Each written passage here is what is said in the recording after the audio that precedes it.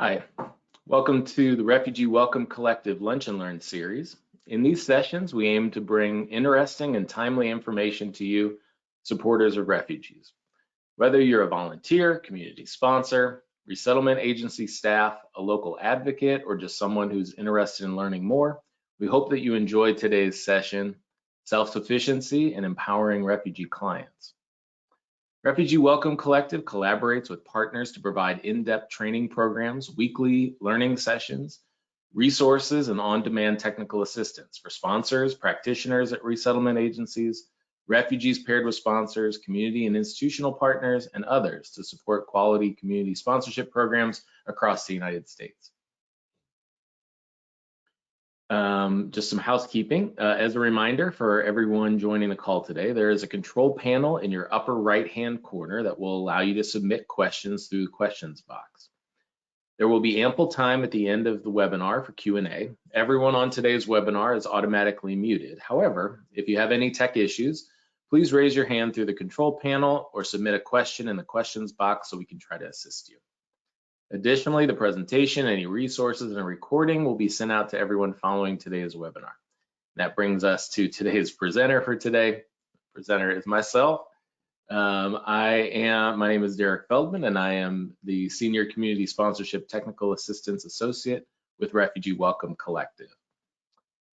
Yeah, thank you. Grace is helping just on sort of the technical side on the back end, and I appreciate you, Grace.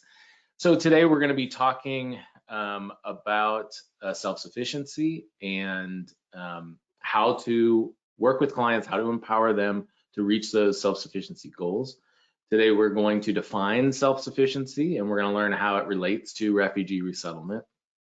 We're going to learn some strategies for empowering clients to meet their self-sufficiency goals.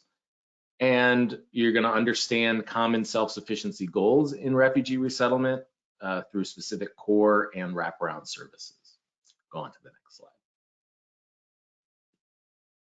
As a level set, just kind of setting these expectations and general agreement of sort of understanding that this work that we do in refugee resettlement and in community sponsorship in particular, it's important to understand that we are always sort of striving to empower our clients to reach their self-sufficiency goals. That is an important part of what we do. It's sort of part and parcel and central to, honestly, to the work that we do. We are always striving to practice cultural humility and respect client agency, respecting their personal and sort of cultural beliefs, as well as recognizing that they are capable of making decisions for themselves.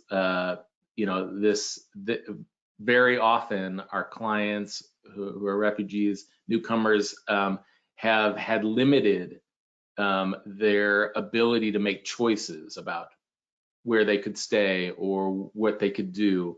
And so this process of resettlement really is, again, central in making sure that clients now have choices that they can make and determine for themselves what's best for them and their families.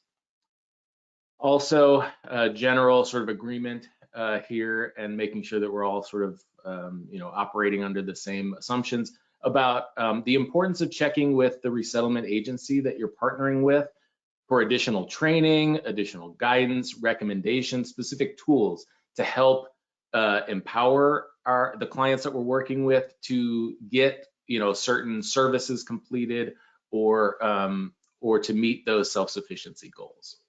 So always, never shy away from connecting with the agency that you're working with and asking for these extra guidance tools, things like that. Okay, go ahead to the next slide, please. Okay, so let's kind of take a step back, and we're going to go ahead and sort of define self-sufficiency. Go ahead to the, yeah, there you go, thank you. So like from a sort of dictionary standpoint, what is the definition of self-sufficiency? It's essentially that someone is able to maintain oneself without outside aid, capable of providing for one's own needs. So we get the gist of what that means, right? They're able to take care of themselves. They're able to provide for themselves, without outside assistance. Go to the next section here. Okay, let's talk about sort of that common understanding. Oftentimes, just sort of the general public, what they understand about this term when refugee resettlement agency staff use the term self-sufficiency. Sponsors and volunteers and other community members might have this sort of general understanding of what self-sufficiency means, and they might have some assumptions or some ideas about things like, okay, well, someone who's self-sufficient speaks the language fluently, they can drive, they can get around whenever they want to, they perhaps own a car and they can drive and go wherever they want to go when they want to go.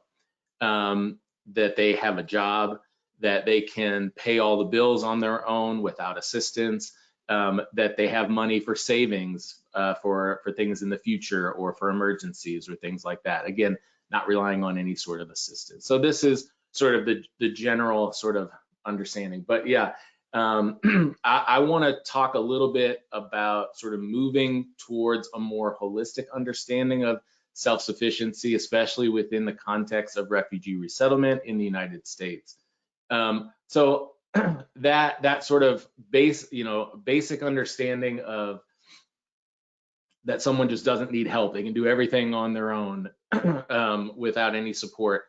That is a really high standard that perhaps most Americans perhaps don't even don't really qualify under that sort of sense. So I want us to think more broadly and to think about how this relates specifically to refugee resettlement here in the United States. I would argue that one doesn't have to speak the language fluently. They perhaps have to have some basic English, but really they just need to be able to access interpretation services.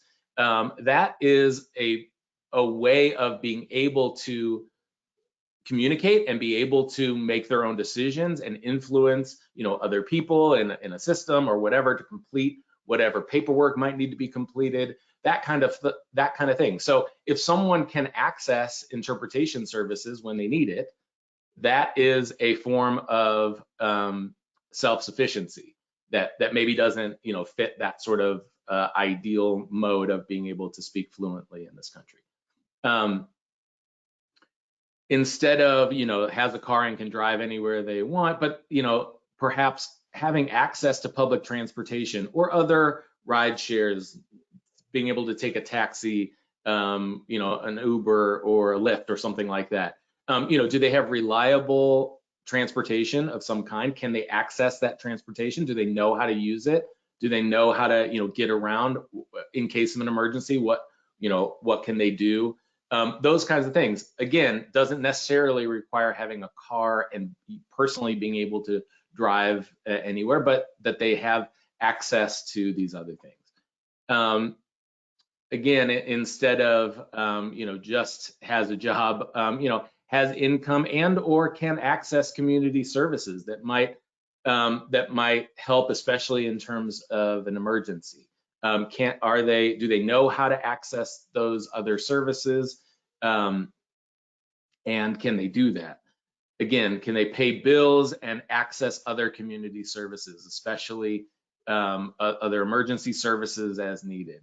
And instead of, many of us, don't necessarily have a lot of money in savings for the future, but do they have at least some sort of savings or some sort of plan, and perhaps or some sort of access to emergency funds if needed, as a backup. So I want to talk about that because I think that sometimes in discussions between sponsors and an agency staff, or sometimes, with clients, that sometimes we throw around a term or word, like self-sufficiency, and people have sort of different ideas about what that really means and what that looks like. And so I want us to kind of dive in a little bit deeper and make sure that we're communicating clearly with community members, with clients, with support teams and volunteers and sponsors, that self-sufficiency might look different. It might look specific to the client. It might look a little bit different than perhaps what they might be imagining that someone has to, like I said, be able to speak English fluently. And so they might say, well, they're not ready, but that's not the case. If they do have some basic English, and if they are, able to get interpretation services consistently when they need it, that absolutely, that means that they can be self-sufficient and can do that. So just want to clarify what we're meaning there. All right, let's go to the next slide, please. Let's talk about some strategies for generally about empowering clients to become self-sufficient. Go hit the next one, please. Yeah, the first sort of thing in helping, sponsors, volunteers to help empower clients is to first recognize that clients are resilient. They have been through a lot, perhaps more than many of us can imagine, and are here and surviving and thriving. They are capable of becoming self-sufficient. I think just really understanding that, knowing that, and operating with that clear understanding is part and parcel to being able to help encourage and empower the clients that we work with. If we just think that, oh, poor client who's been through so much, I mean, this is just it's too hard. They can't possibly do it. If we go into it thinking that or believing that, we're not doing our clients a service at all. We're hindering them from absolutely being able to survive and thrive on their own, for their family. Let's go to number 2, please. Number 2, I want us to remember that this stuff is hard. Self-sufficiency knowledge and skills excuse me, are difficult, and that it's okay to make mistakes. No one is perfect. No one who has ever tried to, transition from being a teenager to an adult, or anyone else, starting to take on more and more responsibilities for themselves and their families, has ever done this stuff without ever making a mistake. So understand that people are going to make mistakes. They're going to make choices that you don't agree with. That's okay. It's hard stuff.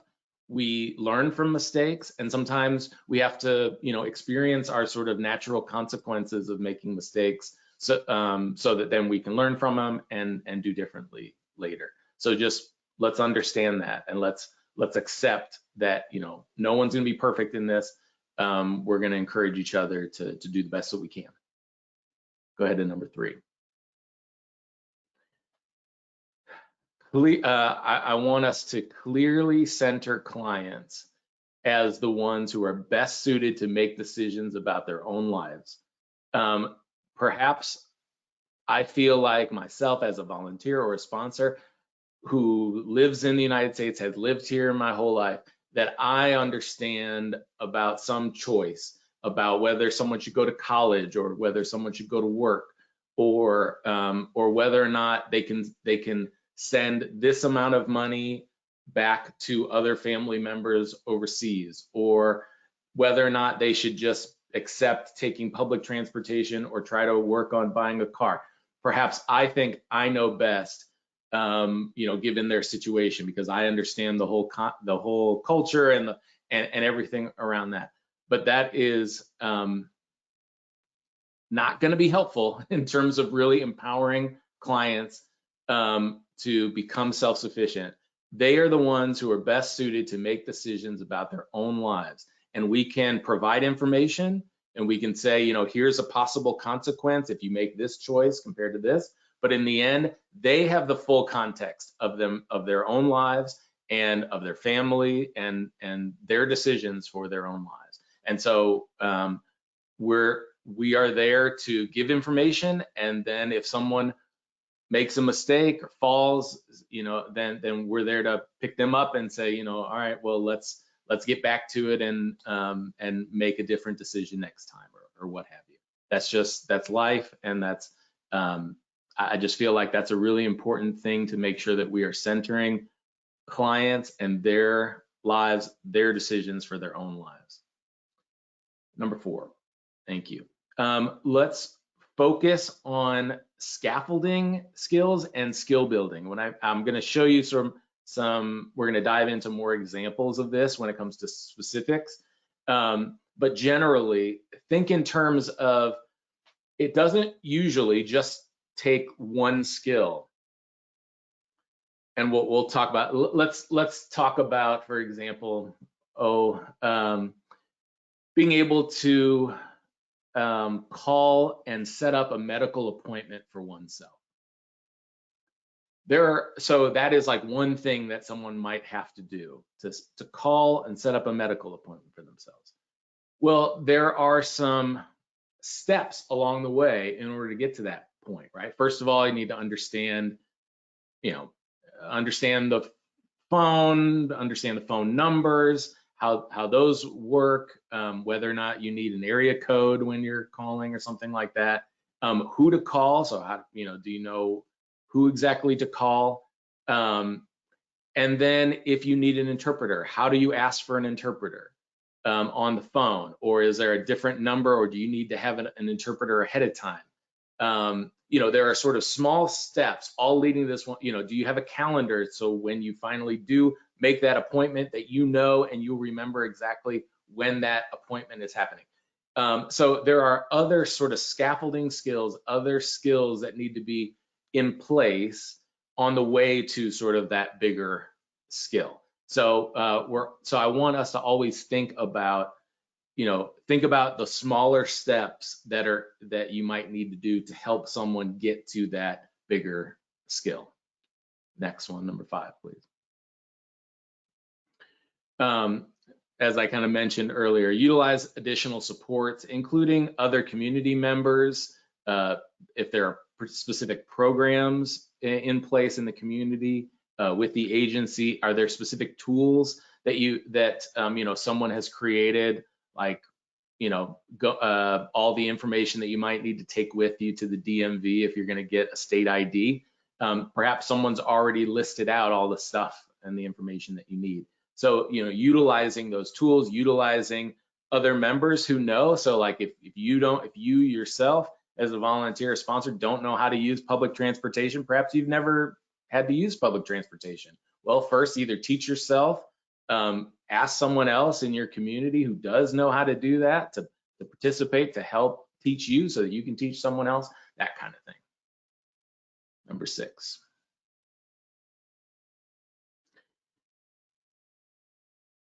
It's always important to maintain appropriate boundaries throughout the process. And I know sometimes it is hard to establish those boundaries and to keep those boundaries. When a client, perhaps has said, I really need your help right now. I don't know how to do this. And it might be easier. It might be a way, it might be faster in terms of time. And it might be, a way to relieve everyone's anxiety about something, for you to just do it, and for you to just say like, okay, yeah, I'll just do it. But by not kind of holding and establishing appropriate boundaries, keeping that, and knowing that the long-term solution is for the client to know how to take public transportation, even if it's scary at first, even if it's difficult at first. But instead of relieving that initial anxiety and just doing it for someone, that if you maintain those healthy, appropriate boundaries and you say, and you show them that you believe in them, that you know that they can do that you know it's hard, and that maybe you're a little nervous about it too. So I'll go with you for the first time. I'll go with you for the second time. But that this is what we need to do, as opposed to just me driving you and us not having to worry. Because yes, it relieves the anxiety in the short term, but it doesn't fix the bigger problem of that a client needs to know how to take public transportation so that they can get around on their own and not rely on someone else to transport them. Okay, so I hope that these sort of general principles and general ideas have got you thinking about what this looks like in terms of empowering clients. And now I want to go to the next slide and start going through. Go ahead to the next slide.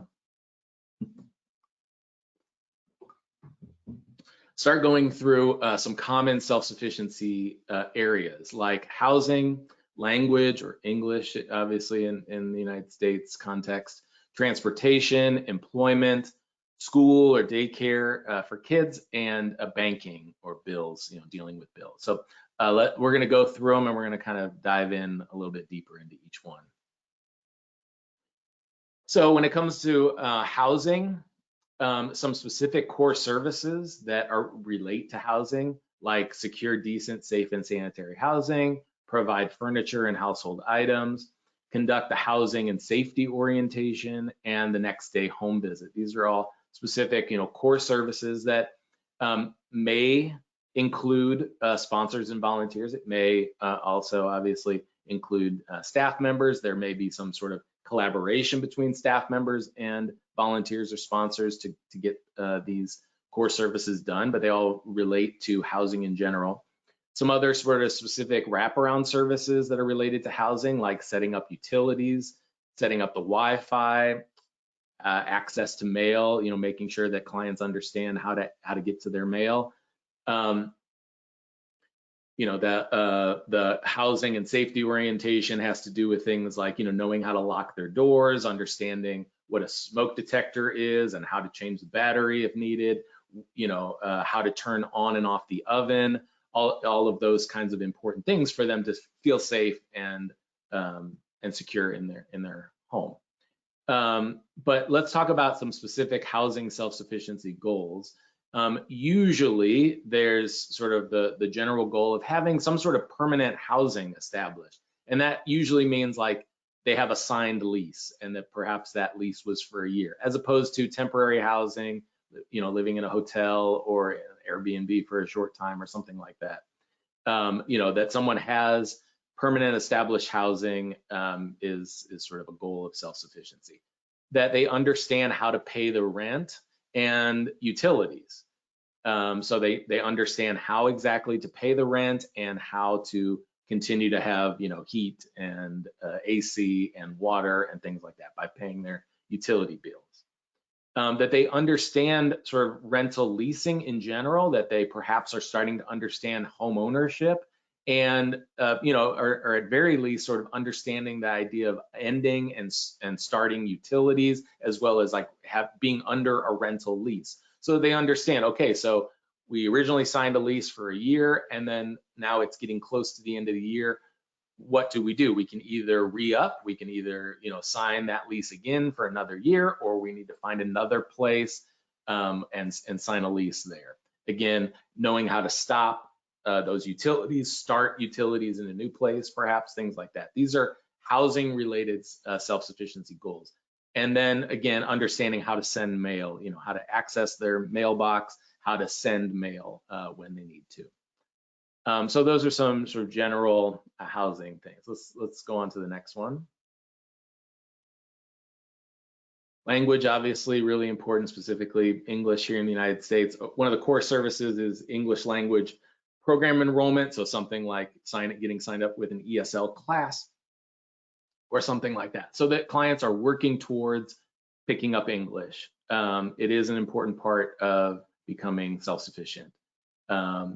Some specific wraparound services like practicing English conversation, so just talking and having conversation, perhaps labeling things like common household items in their native language and in English. So, refrigerator, cupboard, rice bag. I mean, there are lots of different things that you could do, and as well as like providing books, perhaps especially graphic novels or things like that that have pictures. Obviously, other things like simple, Arabic to English picture book, or Swahili to English, or what have you, whatever the case may be. Those kinds of books can be really helpful. And then when it comes to language sort of self-sufficiency goals, we can think of things like access to interpretation services. So again, that they know how to ask for an interpreter, that they can audibly and or written say to someone, I need an Arabic interpreter, I need a Swahili interpreter, I need a Spanish interpreter, whatever it may be, right? And or that they have access on their phone to perhaps a family friend who can help, perhaps a service that they can pay for, that the sponsor has helped with some of the funding for, to have an interpreter available for some important appointments and things like that, where an interpreter isn't provided. Medical appointments, interpretation is always provided, it's required. But for other things, sometimes, they may or may not, as well as having some basic English skills, particularly in terms of emergency, or being able to say or show someone their address, right? Like, where do you live? They need to understand what's being asked of them, and they should either say, I live at 111 13th Street, or something like that, that they understand their phone number, that they can express that, they can show someone an ID or something that has their address on it, something like that. They can communicate those basic skills. Let's go on to the next slide.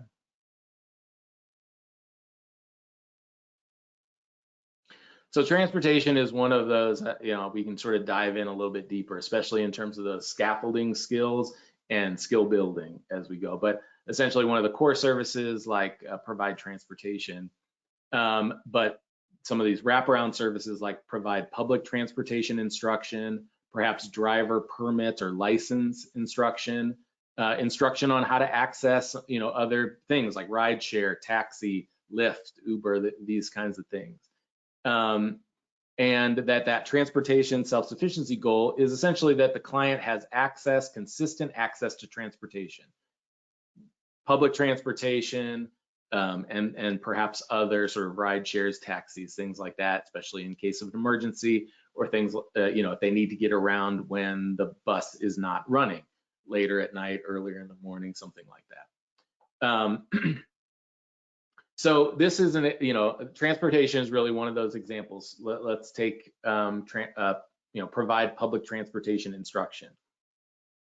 Being able to ride public transportation is sort of a skill, right? Consistent access to transportation. Well, there are a whole bunch of little skills and a little experiences, a little bit of knowledge that someone needs in order to actually successfully be able to navigate public transportation. One, they need to know, how do you pay for it? How do you buy a bus pass or subway pass? How do I do that? How do I know what stop to take and when to get off, what line to take to get downtown? What if I need to go to the bus depot to get on another line coming back a different direction, or whatever, right? Which side of the street does the bus go downtown? Which side of the street does the bus come uptown? All kinds of issues. They need to know what their bus stop is. They need to understand the bus stop of the place that they want to go. Maybe it's the hospital, or to the library, or the grocery store, whatever it may be. And so a sponsor can, kind of progressively work with a client to get them to that final stage where they feel like they can really navigate public transportation and be able to go wherever they want to go. They know how to do it. So the first thing is, understanding how to buy a bus ticket. They can show them where to do that, how to do that. They can, drive them around and say, okay, well, this is this bus stop, and here's where the bus will go. It'll go down this street, and see that big building right there? That big building is your, point to know that it's time to get off the bus. And here's how you know that they're going to stop at this stop, or you need to, pull the lever, or, pull the rope, or whatever kind of button to tell the driver that they need to stop at the next stop, because this is where you're going to get off. Those are all kind of, smaller skills that all lead up to the bigger skill of being able to take the bus and feel confident that they know what they're doing and know where they can go. So great. I just kind of wanted to clarify. So I hope that you're seeing, again, that is a lot harder than just, hey, just get in my car, I'll drive you down there, right? Like, yeah, that's easier, sort of. I mean, but that's not going to be a permanent solution. That's not going to help the client, tomorrow or next week when they need to go somewhere else, because you as a volunteer can't do that all the time. You can't be at someone's beck and call. You'll burn yourself out, and it's just really not fair to the client, because inevitably you're not going to be able to do it all the time, and they're still going to need to go wherever it is that they need to go. Let's go to the next slide. Employment, another really important sort of self-sufficiency area. The core service associated with is enrolling into an employment service or program of some kind. Some of the wraparound services that are really helpful towards employment is like helping the client create a resume, helping with applying, searching for and actually applying for jobs. Some of those you can do online. Some of them you have to print out an application and actually turn it in someplace. But absolutely, sponsors and volunteers can help with this process. They can help. I think they're really great for sort of mock interviews. So you can do it with, get an interpreter to help with the process if needed, and run through, a mock interview for a position. Those are, really great, probably experiences and knowledge that we as sponsors and volunteers perhaps have, that we can participate in this and offer some practice for a client that we're working with. The employment sort of self-sufficiency goals are oftentimes, to have full-time employment, and as well as sort of, understanding how to complete other job-related paperwork, such as tax information for W-2s or benefits or things like that. Helping to navigate those things are important. Let's go on to the next slide. School and daycare, this, obviously relates to children. The core services is, school enrollment. Some other wraparound services are things like daycare and or after school program registration, school tutoring, school bus introduction. So, again, can a sponsor help the client know where the bus stop is, where the school bus is, where are they going to get off at school? Navigating those kinds of things can be really helpful. Providing school supplies, a backpack or other school supplies that are needed. These are also other great wraparound services. Those sort of school or daycare self-sufficiency goals are that all school-age children are registered for school, that daycare and or Head Start enrollment is occurring if needed, and that there's after-school program enrollment if needed. Obviously, this is also sort of related to employment too, perhaps for the adult. And so again, it depends on if needed. It depends on whether a parent can be home after school to meet kids, or if their job requires that they can't be there, that that there's some sort of after school program or other daycare, or if there are children that are younger than school age, perhaps they can enroll into Head Start or some other sort of daycare that allows for employment. So these really are kind of related to that. Go on to the next slide, please. And then banking and billing. So the core services related to this are, things like provide pocket money, which again, most of the time this is done by the agency staff, but it's at least one possibility that a sponsor group may participate in this as well. And they, or perhaps collaborate in some way, get the client a wallet or a purse, show them some like basic things about, how much something usually costs, whether that's clothing or food or some other sort of, basics of, how much does food cost, how much does clothing cost, things like that. Developing and implementing a resettlement service plan. This usually has to do with like bigger long-term goals. But one of those included is sort of those wraparound services, assistance with setting up and managing a bank account. Having a bank account, having access so that, especially if you have employments, that you can have money directly deposited into a bank account, that you can then use that bank account to pay for bills and other things like that. Have savings for emergencies, provide budget and financial management assistance. So helping with a family budget, thinking through expenses and incomes, and how to determine how much they perhaps can put into savings if they have other long-term goals, or we talked about last week, if a client wants to send money to family or friends overseas, well, they can sort of budget it out. They can then determine how much they really can afford to send to family members without then not being able to pay their own rent, right? So those are important things to understand so that they can make good decisions for themselves.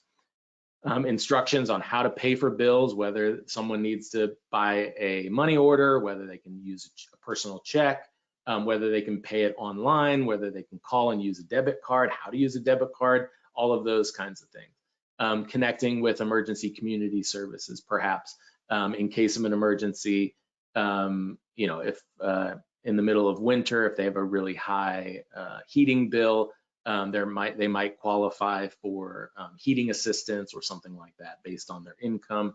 And every community is different in terms of those things, but yeah, those are possibilities. And then sort of banking and bills self-sufficiency goals to focus on are having an established bank account, understanding how to pay bills, and then can access that emergency community services. So I hope that this gives you all, an overall perspective, some specific examples of, and some general principles in terms of how to empower clients, how to empower them to work towards their own self-sufficiency goals, and how we can be supportive in that effort. Go on to the next slide. I think that's it. Yeah. I did just want to say that we can begin answering questions submitted during today's presentation. I don't think I saw any show up, but we do have a few more minutes. You can still submit questions through the questions panes in your attendee control panel, and I'll kind of wait a little bit to see if anyone has any questions. Happy to answer them. We've got a couple of minutes. Otherwise, if not, we'll just we'll finish up here in a minute, and I hope that this has been helpful to you.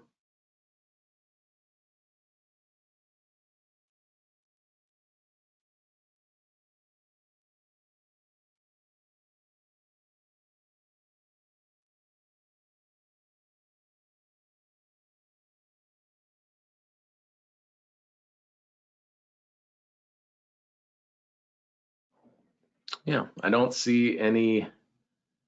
Oh, there you go.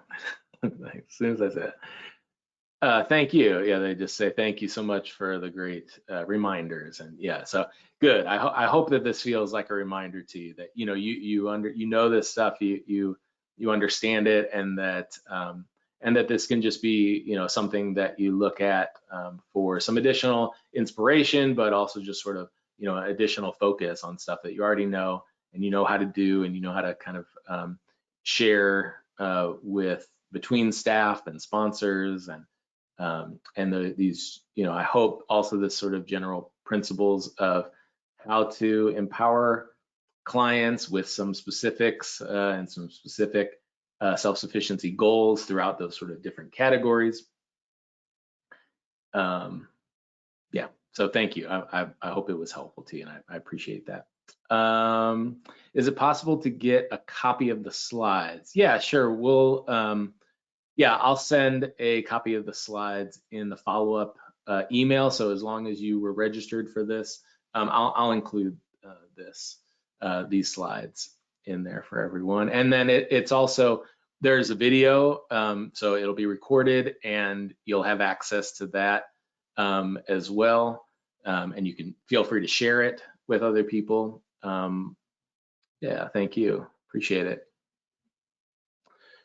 Yeah, okay, and just I'll go ahead and end here and just say, thank you all for coming, thank you for participating.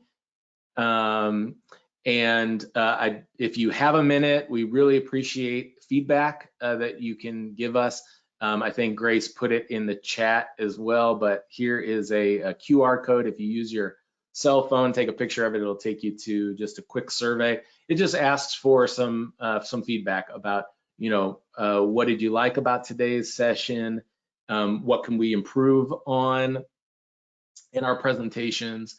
What ideas do you have for topics or presenters that you'd really like a deeper dive into, or other recommendations?